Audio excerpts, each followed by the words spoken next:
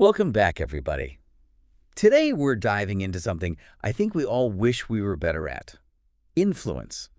Oh, yeah, for sure. Not the kind that gets you a blue check mark, Right. but the kind that helps us move up at work or get our ideas across better. Yeah, totally. So to be more persuasive, I guess. Exactly, to get people to buy into our ideas. And we've got some great research and books to help us out today. We'll be taking a look at what influence even is, how it's connected to our personality. Interesting. And I think most importantly, how to actually do it. Yeah, give us the goods.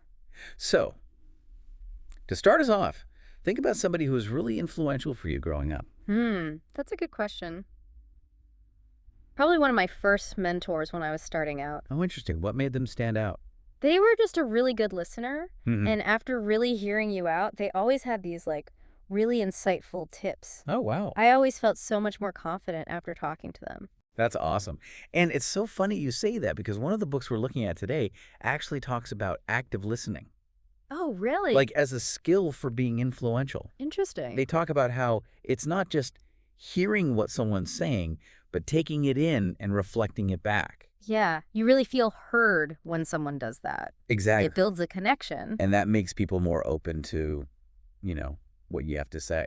Makes sense. So it's not just about being polite. Right. It can actually help you get your point across. Yeah, I guess you're planting these seeds of trust. Mm-hmm. So the more someone trusts you, the more they'll listen to what you have to say. Exactly. And this is a good time to point out that none of the authors we read for today think influence is about tricking people. Yeah. It's about understanding what makes people tick and how to meet in the middle. So everyone wins. Right.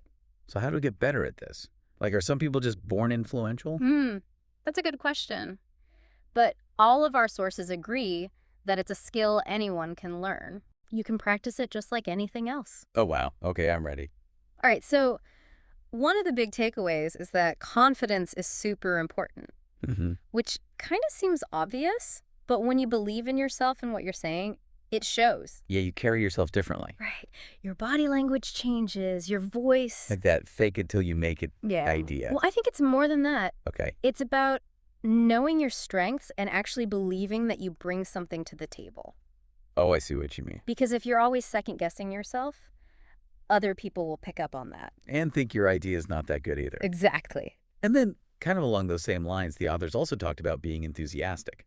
Yeah, that makes sense. Like when you're really excited about something, Yeah. other people can't help but feel it too. It's contagious. Totally. Okay, so we've got confidence and enthusiasm. What else did our authors say? Well, one thing that I found really interesting was they said timing is everything.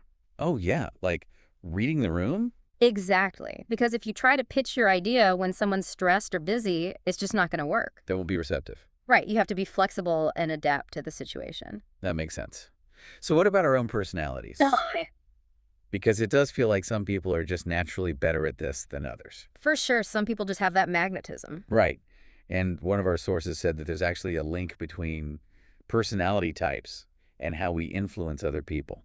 That's fascinating. Yeah, like someone who's really assertive might lead by taking charge, but someone who's more empathetic might influence by building consensus. Yeah, bringing people together. So knowing your personality can help you figure out your influencing style. It's about playing to your strengths. Okay, so let's say we've done a personality test Okay. and we know what our deal is. Uh-huh. What can we do right now, today, to be more influential? Well, one of the simplest things, but also really powerful, is to be a good listener. We've talked about that. Yeah, but it's not enough to just hear what someone's saying. You have to actually understand their point of view. Okay. And then make sure they know that you get it. By rephrasing it back to them. Exactly. That way they feel heard and you build that trust. So you're not just waiting for your turn to speak. Right. You're showing that you care about what they have to say. Okay, active listening check. All right, what's next? What's next? What's another tool for our influence kit?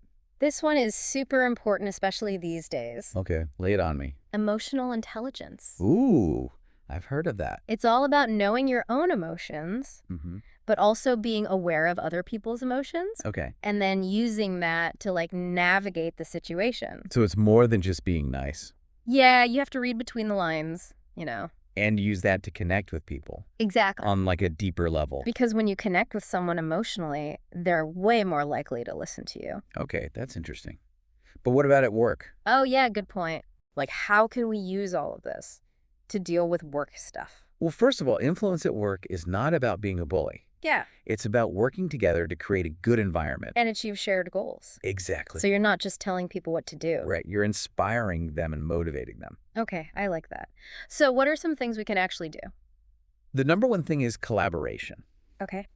When people feel like they're part of a team and their ideas are valued, they're much more likely to get on board. That makes sense. And then, again, emotional intelligence is super important. You said it was key. Connecting with your coworkers on an emotional level can be more effective than just using logic. It's like you were saying before about building trust. Right.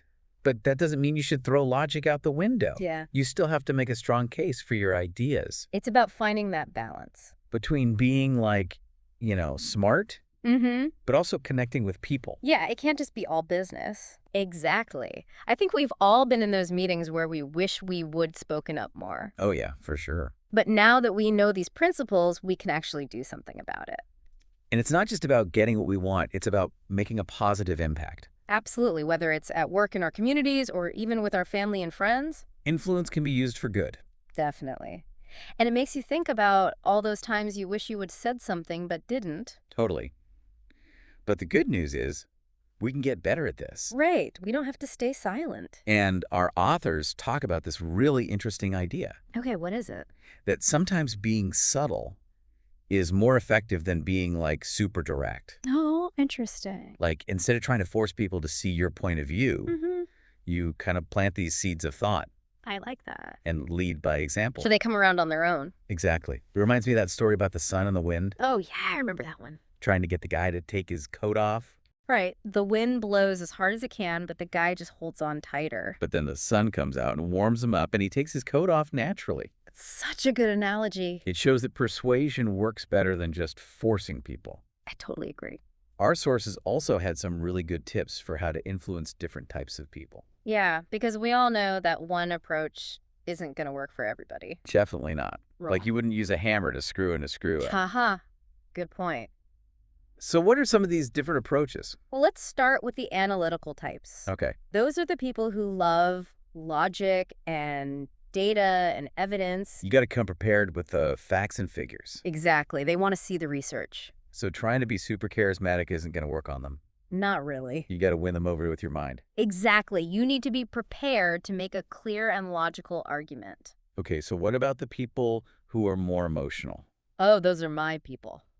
Same here. For them, it's all about building a connection. Making them feel understood. Exactly, like showing that you care about their feelings. So for them, it's less about the data. Yeah. Way less, and more about the relationship. Absolutely. But do you think it's possible to, change our approach too much? That's a good question. Like to the point where we're not being authentic anymore? Yeah, you definitely don't want to lose yourself in the process. Yeah, you have to be genuine. But I think it's more about fine-tuning your message. Okay. So that it resonates with the person you're talking to. But without compromising who you are. Exactly. Like you just maybe a slightly different version of you. Yeah, exactly. All of this makes me think about the ethics of influence. Ooh, yeah. That's important. Like, how do we make sure we're using it for good? And not just manipulating people. Right, because that's not what we're about. Definitely not. Real influence is about empowering people and creating situations where everyone benefits. So it's not about taking advantage of people. Nope, not at all. It's about using your influence to make the world a better place. Okay, so how do we stay on the right side of that line?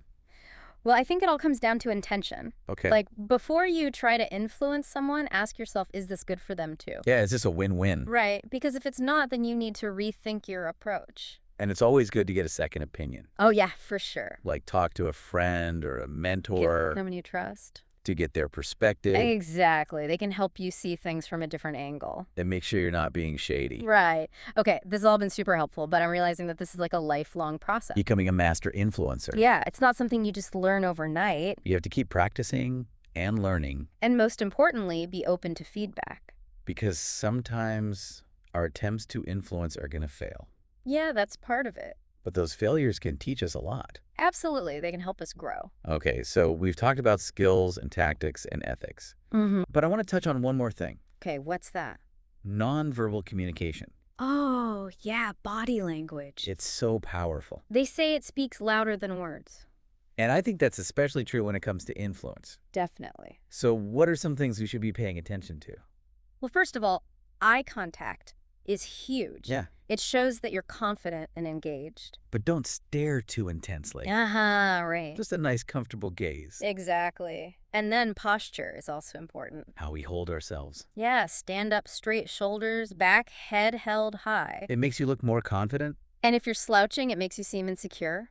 So our bodies are sending these messages even if we're not aware of it. Exactly. It's like a secret language. And the more we understand it, the better we can communicate. Even something as simple as a smile can make a big difference. Yeah, a genuine smile can really put people at ease. Makes them more receptive to your ideas. And it's not just about what you do with your body. It's also about what you don't do. Like, what do you mean? Like fidgeting or crossing your arms. Oh, yeah. Or looking at your phone when someone's talking to you. It makes you seem uninterested. Exactly. So be present in the moment. Both physically and mentally. Show the other person that you respect them. And that you value their time. Okay, this is all making me want to go back and analyze every conversation I've ever had. Yeah, same here.